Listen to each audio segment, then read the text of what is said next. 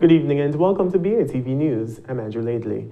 Former Prime Minister Bruce Golding says jealousy between Caribbean countries is one of the major issues affecting CARICOM and the CSME.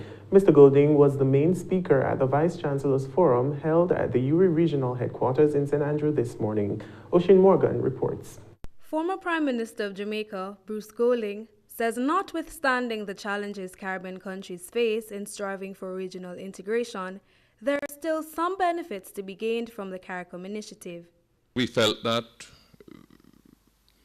small, fragile, open, trade-dependent economies, as we are in the Caribbean, would be better able to deal with the ferocity of the global marketplace if we found a framework in which to integrate our small economies. He argues that for far too long, Caribbean countries have been jealous of each other, which has negatively impacted regional integration. That lurking insularity, a parochial mindset, mistrust and jealousy of each other, and it's all neatly wrapped up in some inward-looking concept of sovereignty.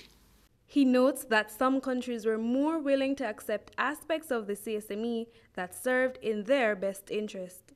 We clearly detected a reluctance on the part of all the member countries, but more so with some than others, a reluctance to embrace the challenges of the CSME, constant cherry picking of those elements of the Treaty of Chaguaramas and the CSME requirements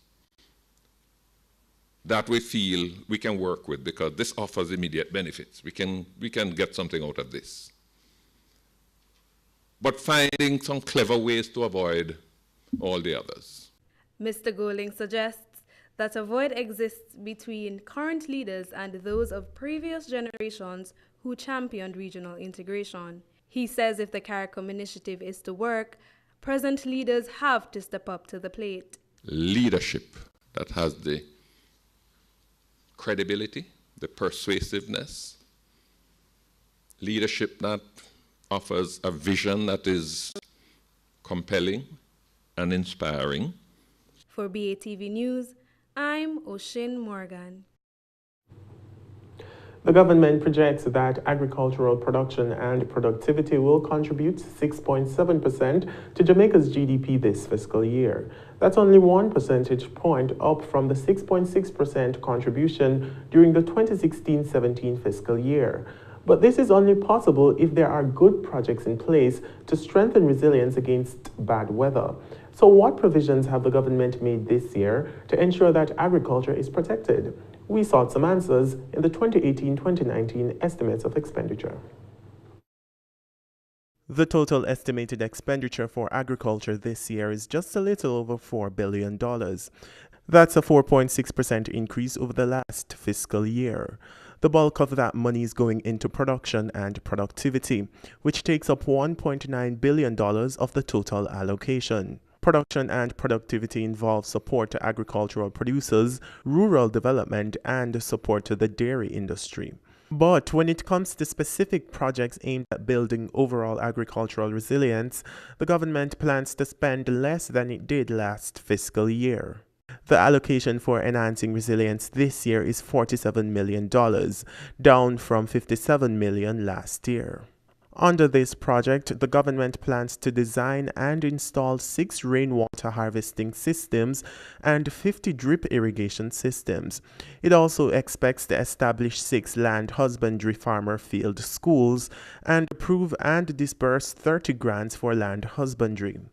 In addition, the government will also approve and disburse 20 production and productivity grants. But there's skepticism regarding the government's intention to actually deliver on these projects this year. The actual project, called Enhancing the Resilience of the Agricultural Sector and Coastal Areas, started in October 2012 and was expected to end in March 2016. However, the project was extended to December 2017 and has now been pushed back again to end in March 2019. The allocations made to this specific project have also been slashed over the last 2 years, despite assurances from the Andrew Holness-led administration that improving resilience in agriculture is a priority. For BATV News, I'm Andrew Laidley. Amidst decreased profits for the third quarter of 2017, the RGR Gleaner Group says it will continue to invest in HD equipment in a bid to compete with other companies to provide coverage of local events. Nordia Francis Williams reports. The RGR Gleaner Group recorded a profit of $79 million after tax for the third quarter of 2017. That's $10 million less than the same period in 2016. The company says despite the rise seen in earnings for the third quarter, as is customary for the period, the group's financial results continue to be affected by slow post-holiday spending. In the meantime, the group reported a 47% reduction in other income for the third quarter. This was driven by the exchange rate revaluation and lower earnings on its foreign currency denominated investment portfolio. Expenses for the quarter, however, saw a 1% decline compared to 2016, amounting to $187 million. Meanwhile, administrative expenses for the quarter saw a 12% increase over the same period in 2016, amounting to $320 million. This the company attributed to the inflationary impact on salaries, professional fees, and the increased depreciation expenses on the new capital assets acquired by the group as it transitions to high-definition workflows. Other operating expenses declined by $23 million, amounting to $178 million. The group's fixed assets and finance costs saw an increase amounting to $304 million and $5.5 million respectively. This was attributed to the purchase of a state-of-the-art high-definition outside broadcast truck. In the meantime, the RGR Gleaner Group says it intends to continue investmenting in its transition to high-definition production and broadcast. This, the company hopes, will put it in a better position to produce its own HD content and compete in the market for third-party HD production services for major local events. For BATV News, I'm Nordia Francis Williams. Still to come, public sector workers settle wage negotiations with the government. We'll tell you how much they're getting after the break.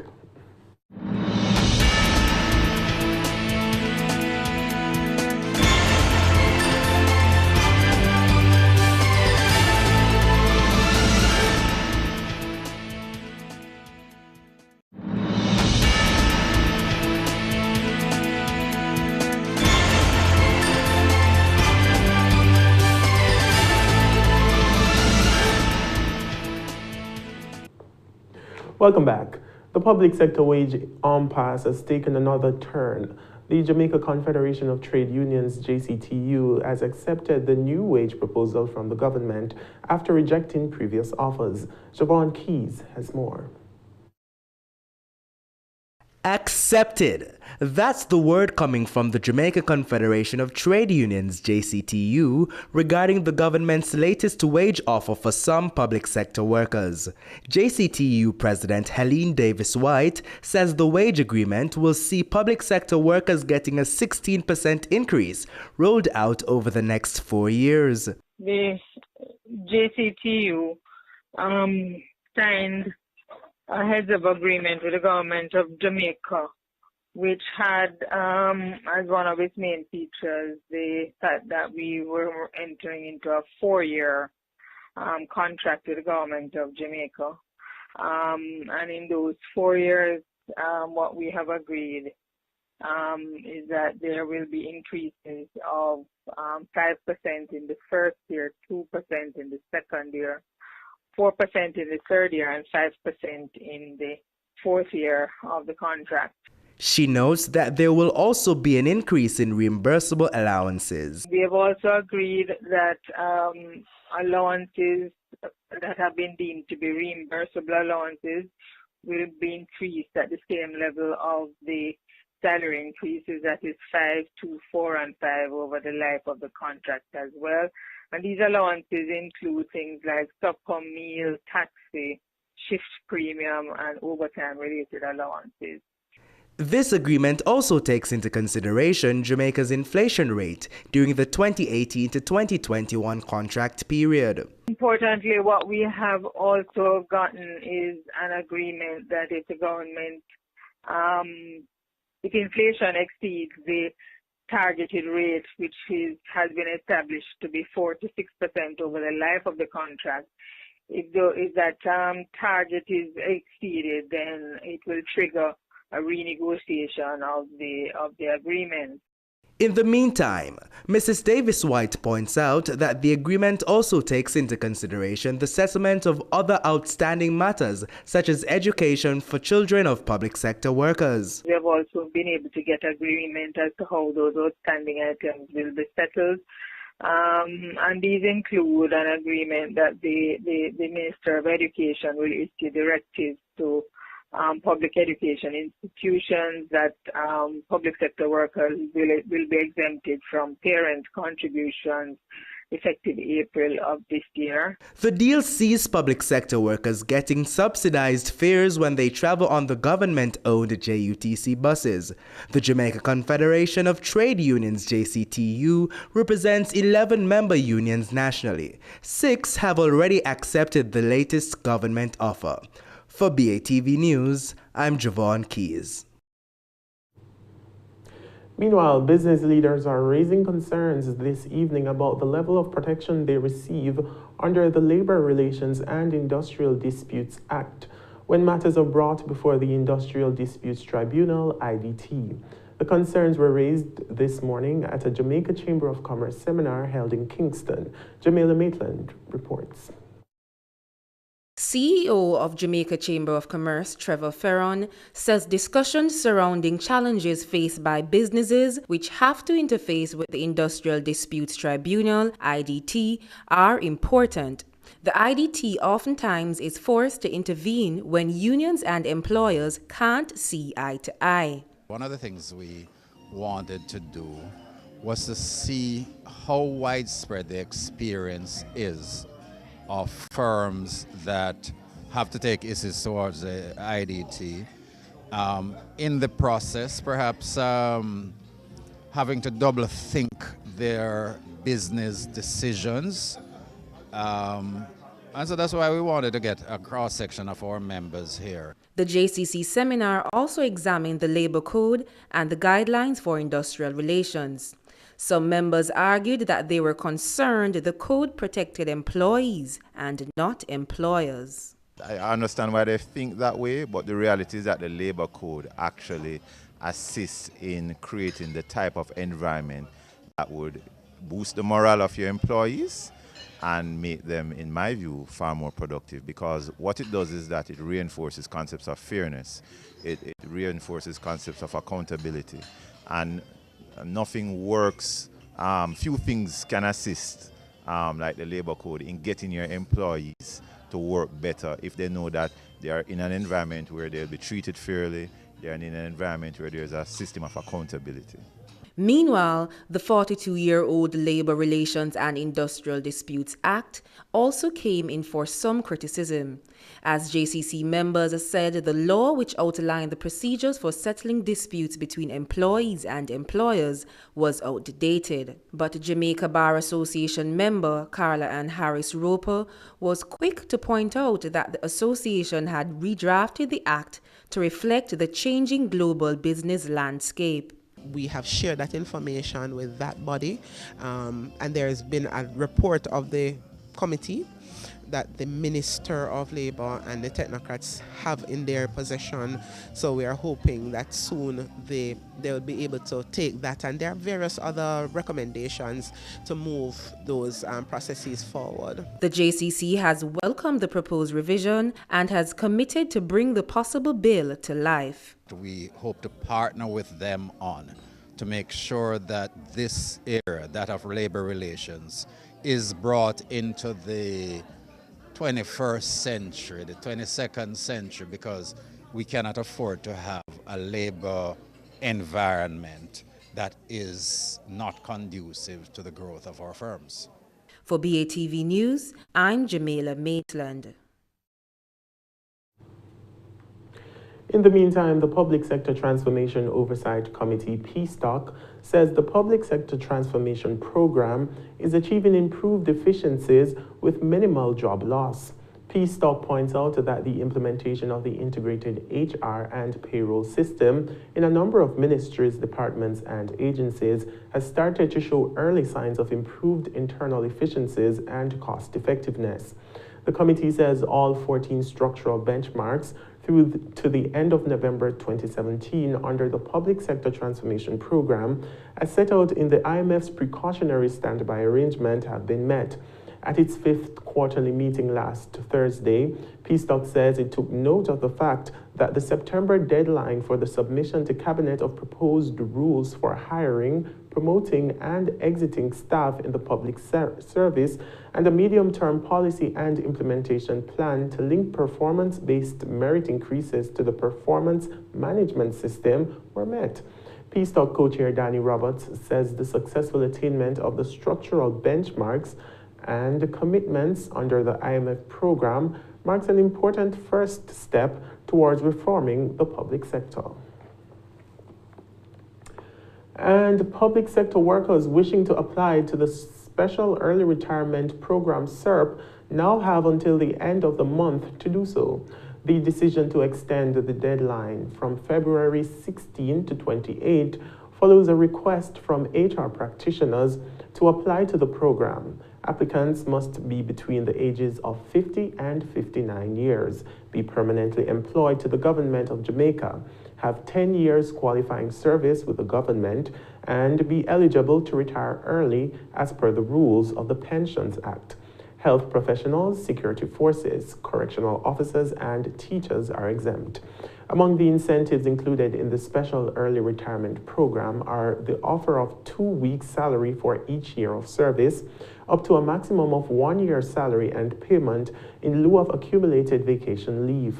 The option to apply under the SERP is strictly voluntary and is expected to contribute to reducing the size of the public sector wage bill as a percent of GDP. Now stay with us. Regional and international stories are next.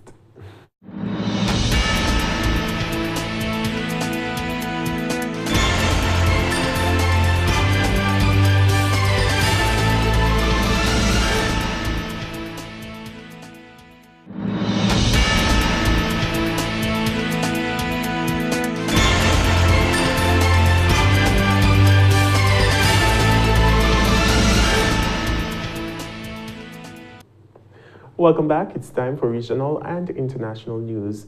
We begin with a follow-up in Grenada. After Monday's massive fire at the Frecuente Industrial Park, Managing Director of Calico says it's taking more than strength to rise above all the odds. However, he's confident the business will get back on its feet with help from loyal staff. More in this report. Calico Shopping Center is one of the many businesses affected by a fire which started on Monday morning. According to Managing Director Kenny Lalsing, a figure is yet to be placed on the damage as the losses continue to mount because now it is no longer business as usual. Relocation is occurring, though with challenges. A property secured in December will be the new home of Calico, though inclement weather and other unforeseen circumstances delayed a move until today. The building, which was destroyed on Monday, housed approximately 20 employees, and Lalsing says none has been sent home. No, they're all here with me, nothing much to do. We cleared 2 containers between yesterday and today, which was on its way. And as you can see, we have the goods here, but we have not started to sell yet. Hopefully we'll have the system running and we will do some sales from Monday. But what we have here is insufficient to really carry out a successful day operation. As to how they are coping with the present situation, the managing director explains. We have to accept it. There's nothing I could do. A tragedy has occurred. I have to accept it and move on. Do what I could. Within Monday to today, we are in a property. We have been able to clear our goods. We are setting up. So this is as much as we can do right now. Since the demise of his Frequente branch, Lal Singh says many have reached out to him, including Nicholas Steele, NMP's caretaker for the area. Yeah, well, many ministers have reached out to me. I remember Minister Steele was on the site on Monday. I had discussion with the Prime Minister about it, and I'm hoping to see if I can access some level of assistance, not to hand me any money, but to assist me in terms of going forward. Because we have about 20 employees here. We serve people all over the island, and I can tell you almost every day people are calling me, missing the products that we normally carry. Police in Iran have arrested dozens of unlicensed money traders as concerns grow over the falling value of the Iranian rial. Al Jazeera's Zain Basravi reports from Tehran. Every morning, Iranians wake up to find the money in their pockets is worth less than when they went to bed. That's because the Iranian rial has been on a downward spiral for years. Iranians see the U.S. exchange rate as an indicator of the country's economic climate. For many small businesses, the forecast is not good. The price of a dollar directly impacts our business. It's been 30% more expensive over the past 2 months. So everything we buy costs us 30% more. For Ali Talaghani, higher costs equal higher prices. That means fewer customers for his handbag business. What's clear, even about previous presidents, is that they could do nothing. We're suffering from bankruptcy. Our economic enterprises, our banks are bankrupted. We cannot do anything, and soon the exchange rate will go up even more. Iranian leaders say the problem is temporary, but people remain unconvinced. President Hassan Rouhani's administration is under pressure to be seen doing something about the falling value of the Iranian rial. And on Wednesday, police arrested dozens of black market currency traders in downtown Tehran. These men make up an informal currency trading floor that operates on Tehran's streets. Normally, the police ignore them, but recent rate hikes prompted this crackdown on irregular money trading. While a power move like this may be a good way to respond to public criticism, experts say it isn't enough to stabilize the value of Iran's money. Abuzar Najmi is an economist and says the most recent volatility is down to one person, U.S. President Donald Trump. An unpredictable event happened that was shocking even for America. When the Trump administration took office, all the equations changed. Trump's threat to pull out of the nuclear deal and impose new sanctions on Iran has put off many investors, especially in the United States, the world's biggest economy. If we assume that there are no sanctions and Iran enjoyed normal relations with other countries and our banks could operate normally, the government could easily stabilize the foreign exchange market. While Trump won't be president forever, Iranians are losing patience with their own president and the ever-declining value of their own currency. Zain Basravi, Al Jazeera, Tehran. A severe water shortage in South Africa is affecting this year's vineyard harvest, but analysts say the quality of the wine produced should still be high. More in this report. This winery in Stellenbosch near Cape Town produces Sauvignon Blanc, Cabernet Sauvignon, Chardonnay and a Bordeaux blend. Aslina Wines, founded 14 years ago, is run by South Africa's first black female winemaker, Nsiki Piela. When you're working with wine, you're basically working with nature. And when that product is finished and the waiting is done and you have to have it in a glass, it's just fulfilling. She exports her wine to the United States, Germany, Ghana and Taiwan. Her goal is to produce 18,000 bottles this year. She's in an industry where black people only have a 2% share. The regional government says the next step must be black ownership of vineyards. The big problem is, especially for someone starting out and emerging, and in this case a black woman-owned wine label, is getting constant or guaranteed supply, because it's not, it's a huge investment to actually start a wine label and a wine farm at the same time. The Aslina label is an award winner. The plan is to take it to more global markets. Talking Stocks is after the break. Stay with us.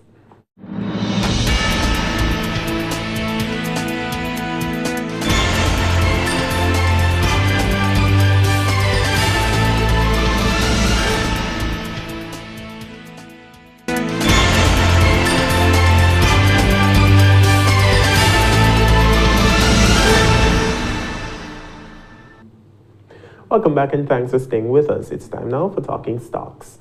45 stocks traded today, of which 18 advanced, 18 declined, and 9 traded firm. The main JC index declined by almost 724 points to close at 288,031 points.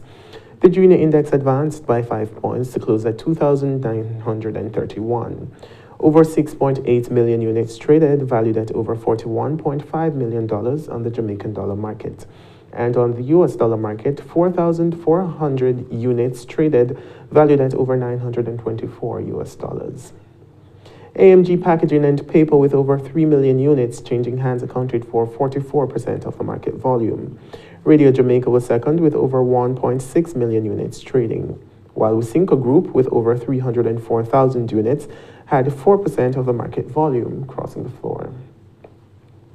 AMG Packaging and Paper Company was the top advancer, up 24 cents to close at $2.24, followed by Kingston Properties, up 65 cents to close at $6.65, and the Jetcon Corporation, up 33 cents to close at $4.60. The main decliners were Siboney Group, down 2 cents to close at 31 cents, followed by Jamaica Producers Group, losing 63 cents to close at $15.99. And Main Event Entertainment Group, down 20 cents to close at $5.78. In foreign exchange trading, the Jamaican dollar lost ground on all three of its major trading counterparts. The US ended the day selling for $127.02, gaining 22 cents on the Jamaican dollar. The Canadian gained 5 cents on the Jamaican dollar, selling for $99.78, while the British pound gained 86 cents on the Jamaican dollar, closing the day at $177.51 on average. And that's the news, but before we go, a recap of our top story. Former Prime Minister Bruce Golding says jealousy between Caribbean countries is one of the major issues affecting CARICOM and the CSME. Thanks for watching. For more content, please visit our website at batvja.com. I'm Andrew Laidley. Pleasant viewing.